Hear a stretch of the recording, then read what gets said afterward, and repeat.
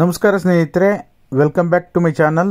ಗೃಹಲಕ್ಷ್ಮಿ ಯೋಜನೆಗೆ ಸಂಬಂಧಪಟ್ಟ ಹಾಗೆ ಒಂದು ಮುಖ್ಯವಾದ ಮಾಹಿತಿ ಇಲ್ಲಿದೆ. ಅಂದರೆ ಗೃಹಲಕ್ಷ್ಮಿ 19 ಮತ್ತು 20ನೇ ಕಂತಿನ ಹಣ ಎರಡೂ ಕೂಡ 4,000 ರೂಪಾಯಿ ಒಟ್ಟಿಗೆ ಜಮಾ ಆಗುತ್ತೆ ಅಂತ ಹೇಳಿ ಸಾಕಷ್ಟು ಕಡೆ ವಿಷಯಗಳು ಬರ್ತಾ ಇದೆ.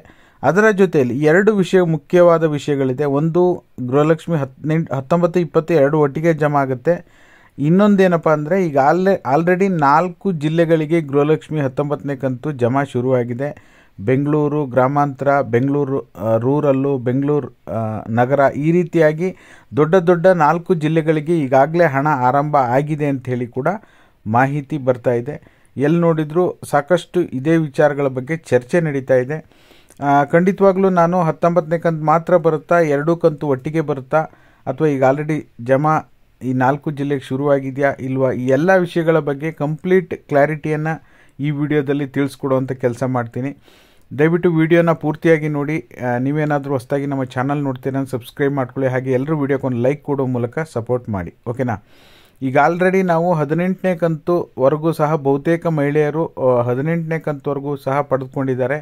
ಅದರಲ್ಲೂ ಕೂಡ 18ನೇ ಕಂತು ಇನ್ನೂ ಕೂಡ ಸಾಕಷ್ಟು ಜನರಿಗೆ ಬರೋದು ಬಾಕಿ ಇದೆ. 18ನೇ ಕಂತು ಜಮಾ ಮಾಡುವಂಥ ಪ್ರಕ್ರಿಯೆಯಲ್ಲೇ ಸ್ವಲ್ಪ ಏನೋ ಅಡೆತಡೆ ಆಗಿರೋದ್ರಿಂದ ಇನ್ನಷ್ಟು ಒಂದು 10% ಜನ ಮಹಿಳೆಯರಿಗೆ ಇನ್ನೂ ಕೂಡ 18ನೇ ಕಂತಿನ ಹಣ ಜಮಾ ಆಗಿಲ್ಲ. ಹಾಗಾಗಿ ಯಾರೂ ಕೂಡ ಆತಂಕ ಪಡುವಂಥ ಅಗತ್ಯ ಇಲ್ಲ. ಅದು ನಿಮ್ಮ ಕಡೆಯಿಂದ ಏನೂ ಕೂಡ ಪ್ರಾಬ್ಲಮ್ ಇಲ್ಲ, ಓಕೆನಾ. ಆಮೇಲೆ 19 ಮತ್ತು 20ನೇ ಕಂತಿನ ಹಣ ಎರಡೂ ಒಟ್ಟಿಗೆ ಜಮಾ ಆಗುತ್ತೆ. ಈಗ ಆಲ್ರೆಡಿ 19ನೇ ಕಂತು ವಿಳಂಬ ಆಗಿರೋದ್ರಿಂದ, ತಾಂತ್ರಿಕ ದೋಷದಿಂದ ವಿಳಂಬ ಆಗಿರೋದ್ರಿಂದ 19 ಮತ್ತು 20 ಕಂತಿನ ಹಣ 4,000 ರೂಪಾಯಿ ಒಟ್ಟಿಗೆ ಜಮಾ ಆಗುತ್ತೆ ಅಂಥೇಳಿ ಏನು ಮಾಹಿತಿ ಬರ್ತಾ ಇದೆ. ಸಚಿವೆ ಲಕ್ಷ್ಮೀ ಹೆಬ್ಬಾಳ್ಕರ್ ಕಡೆಯಿಂದ ಯಾವುದೇ ಅಧಿಕೃತ ಮಾಹಿತಿ ಬಂದಿಲ್ಲ. ನಾವು ಒಟ್ಟಿಗೆ 4,000 ರೂಪಾಯಿ ಜಮಾ ಮಾಡ್ತೀವಿ ಅಂಥೇಳಿ ಅವರು ಅಧಿಕೃತವಾಗಿ ಮಾಹಿತಿಯನ್ನು ಕೊಟ್ಟಿಲ್ಲ. ಆಮೇಲೆ ನೀವು ಅಬ್ಸರ್ವ್ ಮಾಡ್ಬೋದು, ಯಾವುದೇ ಬಾಕಿ ಕಂತುಗಳು ಬಂದಿಲ್ಲ. ಅಂದರೆ 16, 17 ನಿಮಗೆ ಒಂದೇ ತಿಂಗಳಲ್ಲಿ ಎರಡೆರಡು ಕಂತುಗಳು 10 ದಿನ 15 ದಿನ ಡಿಫ್ರೆನ್ಸಲ್ಲಿ ಬಿಡುಗಡೆ ಮಾಡಿದ್ದಾರೆ ಹೊರತು ಒಂದೇ ಬಾರಿಗೆ 4,000 ರೂಪಾಯಿಯನ್ನು ಯಾವ ಕಾರಣಕ್ಕೂ ಕೂಡ ಜಮಾ ಮಾಡಿಲ್ಲ. ಇದುವರೆಗೂ ಕೂಡ ಮಾಡಿಲ್ಲ, ಮುಂದೂ ಕೂಡ ಆ ರೀತಿ ಆಗೋದಿಲ್ಲ. ಅದು ಏನೇ ಇದ್ದರೂ ಒಂದು ಕಂತನ್ನು ರಿಲೀಸ್ ಮಾಡಿ ಅದು ಕ್ಲಿಯರ್ ಮಾಡಿದ ಮೇಲೆ ಇನ್ನೊಂದು ಕಂತನ್ನು ಬಿಡುಗಡೆ ಮಾಡ್ತಾರೆ. ಹಾಗಾಗಿ ಇದಿರುವಂಥ ಸಿಸ್ಟಮ್ಮೇ ಇದೇ ರೀತಿ. ಇದು ಕಂಪ್ಲೀಟ್ಲಿ ಫೇಕ್ ನ್ಯೂಸು. 4,000 ಒಟ್ಟಿಗೆ ಜಮಾ ಆಗೋದು, ಓಕೆನಾ. ಒಟ್ಟಿಗೆ ಒಂದೇ ಸರಿಗೆ 4,000 ಜಮಾ ಆಯಿತು ಅಂತ SMS ಬರುತ್ತಲ್ಲ, ಆ ರೀತಿ ಬರೋದಿಲ್ಲ.